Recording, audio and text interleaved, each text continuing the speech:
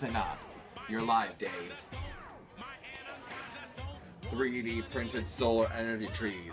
Back to you, Sam. Thanks, Sheldon. Okay, researchers at the VTT Technical Research Center of Finland may be discovering the answer. Thanks to advancing solar and 3D printing technologies, they have developed some very decorative prototypes of what they are calling energy harvesting trees. The tiny leaves generate and store solar energy and can be used to power small applications and mobile devices. They flourish and can be harvest kinetic energy from wind, temperature changing, and in the sounding environment. News. Now to you, Dave.